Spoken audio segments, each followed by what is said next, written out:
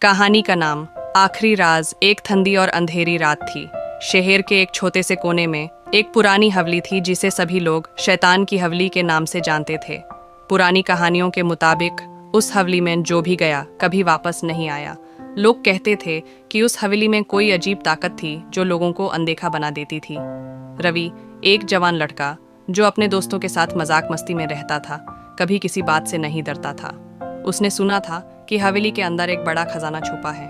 उसने अपने दोस्तों से कहा, मैं हवेली के अंदर जाऊंगा और खजाना लाकर तुम सबको दिखाऊंगा। देखते हैं ये कितनी सच है ये कहानी। उसके दोस्तों ने उससे मना किया, लेकिन रवि नहीं माना। अगली रात रवि एक टॉर्च और एक छोटा सा खंजर लेकर हवेली के अंदर घुस गया। जैसे ही उसने हवेली का दरवाजा खोला, एक ठंडी हवा का झोंका उसके चेहरे से टकराया। अंदर अंधेरा इतना घना था कि टॉर्च की रोशनी भी उसमें खो जाती थी। हर कदम पे लगता था कि जैसे कोई उसका पीछा कर रहा है। हवेली के अंदर घुसने के कुछ ही पल बाद एक अजीब सी आवाज उसके कानों में पड़ी। थक थक थक थक। रवि ने इधर उधर देखा, लेकिन वहां कोई नहीं था। उसका दिल तेज धड़कने लगा, लेकिन उसने अपने आप को संभाल कर आगे बढ़ने का फैसला किया। जैसे ही वो अगले कमरे में घुसा, उसने देखा कि एक पुराना घड़ियाल दीवार पर लटक रहा था और वो घड़ियाल अभी भी चल रहा था। घड़ियाल का पेंडुलम धीरे धीरे हिल रहा था, लेकिन जो छवि उसकी थी वो एक नॉर्मल घड़ियाल से अलग थी, जैसे वो कुछ छुपा रहा हो। रवि ने घड़ियाल के पास जाकर देखा। घड़ियाल के पीछे एक छोटा सा रास्ता था जो सीधा नीचे अंडरग्राउंड जा रहा था। उसका मन घबरा गया, लेकिन क्यूरियोसिटी उसे आगे ले जा रही थी। उसने नीचे उतरने का फैसला किया।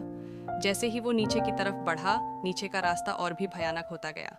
अंधेरा और गहरा था और हवा इतनी ठंडी कि वो अपने हाथ और पैर महसूस नहीं कर पा रहा था। नीचे पहुंचने पर एक अजीब सी चमक उसकी आंखों में पड़ी। सामने एक पुराना संदूक था।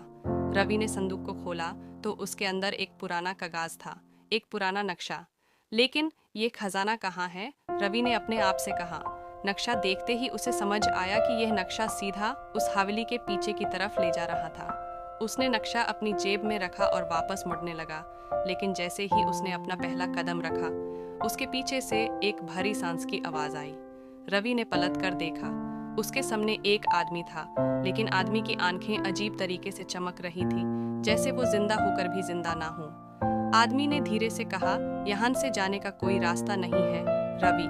रवि का दिल तेज धड़कने लगा। कौन हो तुम? रवि ने डर के मारे पूछा। मैं वो हूँ जिसे कभी यहाँ छोड़ दिया गया था।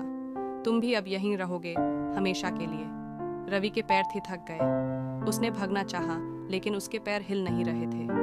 उस आदमी ने अपनी उंगली रवि के हाथ पर रखी और रवि को एक ठंडक सी महसूस हुई। जैसे ही उस आदमी का हाथ छूता, रवि ने जोर से अपनी आंखें बैंड की और वहां से भागना शुरू कर दिया।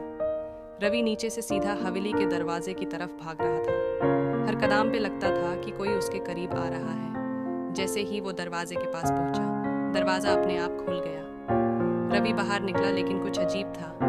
बाहर का माहौल वैसा नहीं था जैसे उसने सोचा था। शहर बदल चुका था, लोग बदल चुके थे। रवि ने एक बूढ़े आदमी से पूछा, ये क्या जगह है? बूढ़े आदमी ने हैरान होकर रवि की तरफ देखा। तुम कौन हो? तुम तो उस लड़के जैसे लग रहे हो जो 50 साल पहले हवेली में गया था और कभी वापस नहीं आया।